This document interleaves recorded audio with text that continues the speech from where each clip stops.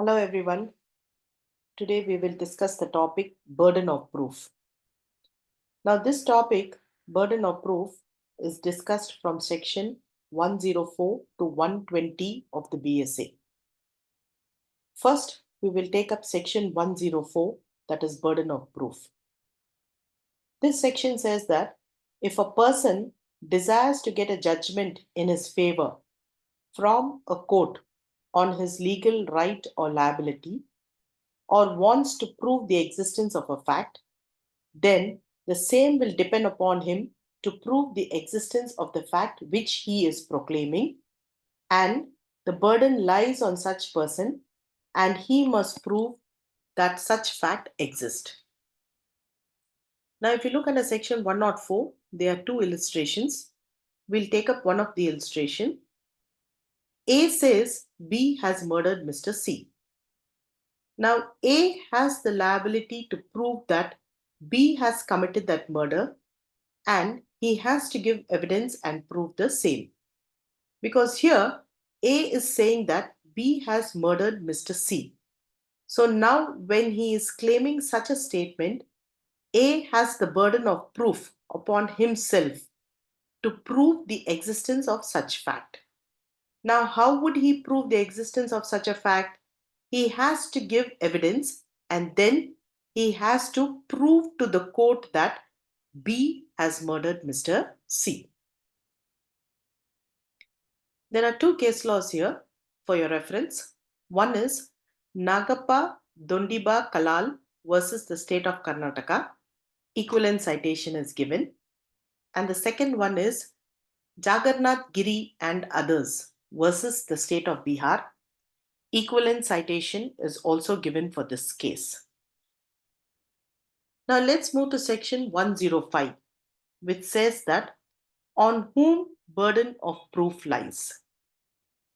This provision tells that the burden of proof in a suit or proceeding lies on that person who fail if no evidence at all were given on either side. Now there are two illustrations under this section. Let us take one of the illustration. That is, A says that the land which B has acquired or the land which is in the possession of B is mine. Now the court will ask an evidence to Mr. A to say that the land belongs to him. Now, if A gives an evidence in the form of a document which says A is the owner of that particular land, here the burden of proof will fall on Mr. B. Now, he has to say that the document is not right or it is a fraudulent document. But if B says nothing, then A wins the case. You see how the burden of proof shifts from one person to another person. Once after B says that, no, A has the document, but that document is obtained by fraud. If B says it is made by fraud, then here B will have the liability to prove that such document is made out of fraud. If B proves that, then A has to prove another set of facts. That's how a case runs, and the burden of proof shifts from one person to another person. There is also another illustration B under section 105. Let's also understand that A says, as per a bond available, B has to pay certain amount to A. B admits the execution of the bond, but the bond was obtained by fraud by A. Here, when B says that the bond is obtained by fraud, B has the liability to prove that there is some fraudulent act done by A. Otherwise, B fails in the case as A has shown the bond to the court, which is a very good piece of evidence. There are two case laws again under section 105. S. Krishna versus State of Karnataka, equivalent citation given. And there is also another case law, Special Development Area Development Authority versus Puranlal son of Mahipal, equivalent citation is given for this case as well. Now let's move to section 106, which talks about burden of proof as to particular fact. Now here this section tells us that if a person wishes the court to believe about the existence of any particular fact, then such person has the burden to prove. Now here under this section 106, there is an exception. Now what does the exception says? It says that if the law itself is saying that who has to prove, in that case, whatever the law is defining, that person has the burden of proof.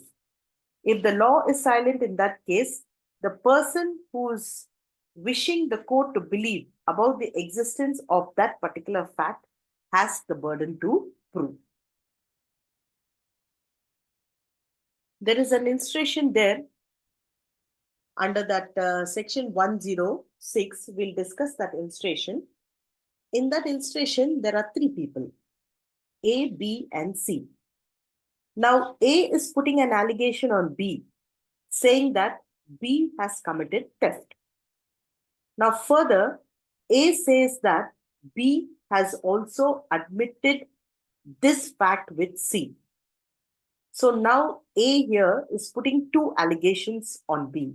That is, one, B has committed theft, and the second one is he has admitted it to C. The admission by B to C shall be proved by Mr. A. Here B applies the plea of alibi. When he applies the plea of alibi, then B has the burden to prove that he was not there when the crime happened and he was elsewhere. Now, there are two case laws again under this provision. One is the state of Haryana versus Sher Singh, and the other case is Prakash Chandra Sahu and others versus Managing Director. Now, let's move to section 107, which talks about burden of proving fact to be proved to make evidence admissible. If one fact lies upon another fact, the person who is claiming such facts shall prove the first fact before giving evidence to the second one. Let's understand this provision with a simple example. There are two examples if you see under section 107. The first example is when A wishes to prove a dying declaration which is made by B, then here, as per the provision, A must first prove B's death and then only he should prove the dying declaration made by B. The second illustration here is, if A wishes to prove by secondary evidence the content of a lost document, then A must first prove that the document was lost and then only he can prove the content of the lost document. So from these two examples, we understand that the person who is claiming such a fact should first prove the first fact before giving evidence of the second one. There is a case law here, that is Mahbub Saab and another versus Union of India. This is High Court of Karnataka case. In this case, a person died by falling from a moving train. And the relatives of this person who passed away has filed a case claiming for compensation from the railway company. Now, the railways here declined to make any payment as compensation, stating that the person was traveling without a ticket. So now what happens here? It was held by the court that the railway has to prove that the deceased was not a bona fide passenger and that he was traveling on that train without a valid ticket. Now, the next three sections, I have put it in a simple chart here. That is section 109, 110, and 111. Section 109 talks about the burden of proving facts, especially within knowledge. The provision says that when any fact is especially within the knowledge of any person, the burden of proving that fact is upon him. Now let's understand this provision with a illustration that is being given, which says that now here there is an allegation on a person that he has traveled in a particular train without a valid ticket. Now who has to prove it? It is on that person who has traveled has to prove it by saying that he has a valid ticket.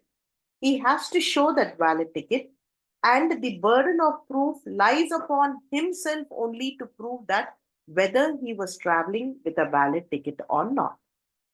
There is a case law here for your reference, that is Ram Gulam Chowdhury and others versus State of Bihar. Now let's move to section 110, which talks about burden of proving death of a person known to have been alive within 30 years. Now, what does this provision say? It's a very simple provision.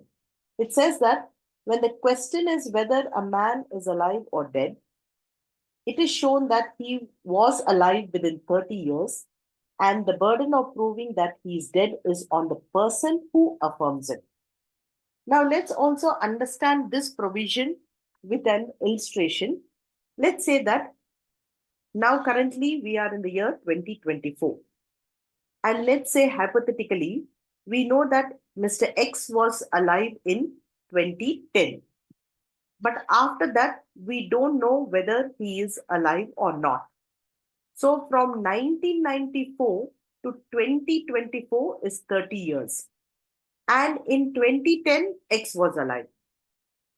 If someone says Mr. X is already dead, then the person who is saying X is already dead has the burden of proving to the court that X is dead.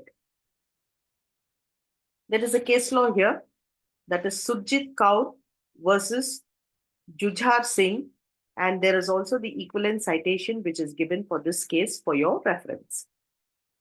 Now let's move to section 111, burden of proving that person is alive who has not been heard of for 7 years. Now this provision says that when the question is whether a man is alive or dead, and it is proved that he has not been heard of for 7 years by those who would naturally have heard of him if he had been alive, the burden of proving that he is alive is shifted to the person who affirms it. Now, in this provision, you will see the words that who would naturally have heard of him if he had been alive. That means here we are talking about the friends, family, and relatives of that person. Let's also understand this provision with an illustration. Now, let's say that nobody has heard of Mr. X alive for last 7 years. But someone is saying that X is still alive. In that case, the person who is saying that X is still alive has the burden to prove to the court on what basis he is claiming that X is still alive. Now let's move to the next section, that is section 116, birth during marriage, conclusive proof of legitimacy. Now, in my initial lectures, I remember discussing this provision when we discussed may presume, shall presume, and conclusive proof. But still again, I wanted to take you through this provision. And before I go into explaining this provision, I hope you all are having your barracks with you. Now, what does this provision says? When the question is about the legitimacy of a child, and if the child is born of a valid marriage between his mother and the man, or if the child is born within 280 days after dissolution of marriage, then it shall be considered as a conclusive proof of the legitimacy of he being the father of the child. Now, there is one exception here which says that If it is shown that the parties to the marriage had no access to each other at any time when the child could have been begotten, then it shall not stand as a conclusive proof of the legitimacy of the child. There are two case laws here. One is Kamlesh Kumari versus Balbir Singh Bedi, 1973 case. And another case is there, Ghulam versus Khizar Hussain, a 1928 case. The last provision here, no, I'm sorry. The second last provision here, which we'll be discussing, is Section 117, presumption as to abetment of suicide by a married woman. Now, this provision says that when a woman commits suicide within the 7 years of her marriage, and when the question is whether she was being abetted by her husband or by his relatives for such an act, then the court may presume, having regards to other circumstances, that such an act is abetted if there were instances of cruelty by husband or his relatives against the woman. Now, for the purpose of this section, cruelty shall have the same meaning as in section 86 of the BNS. What does section 86 of the BNS says? It talks about cruelty. BNS is nothing but it is the repealed act, that is the Indian Penal Code. Now, 86 of the BNS says that husband or relatives of a woman subjecting her to cruelty, whoever being the husband or the relative of the husband of a woman, subject such a woman to cruelty shall be punished with imprisonment for a term which may extend to 3 years and also shall be liable to a fine. Now, there are a number of case laws, but I brought in only the most important ones. First one is Jagdish Chandar versus State of Haryana, equivalent citation given. Then Surinder Kumar versus State of Punjab, 2012 case. Then we have the Amit Kumar versus State of Punjab. It is a 2010 case. Paniban versus State of Gujarat, 1992 case, which I already discussed with you in my earlier lectures. Then we have Govindappa versus State of Karnataka. This is also a 2010 case. And the last case which we have is Sukanti Moharana versus State of Orissa, which is a 2009 Supreme Court case. The last provision which we'll be discussing under burden of proof is Section 117, presumption as to dowry death. Now here this provision says that if the question is whether a person has committed dowry death or not, and if it is shown that soon before her death, she was being subjected to cruelty or harassment for dowry or in connection with dowry, then the court shall presume that the husband has caused the dowry death of such a woman. Now again, for the purpose of this section, dowry death has been defined under section 80 of the BNS. Now what does it say? There are two subsections under that section 80, which says that where the death of a woman is caused by any burns or bodily injury or occurs otherwise than under normal circumstances within 7 years of her marriage, and it is shown that soon before her death she was subjected to cruelty or harassment by her husband or any relative of her husband, or in connection with any demand for dowry, such death shall be called dowry death, and such husband or relatives shall be deemed to have caused her death. The second one is, whoever commits dowry death shall be punished with imprisonment for a term which shall not be less than 7 years, but which may extend to imprisonment for life. There is one case law here for your reference, that is State of UP versus Hari Mohan and others, 2000 case. This is also the Supreme Court of India case. Thank you.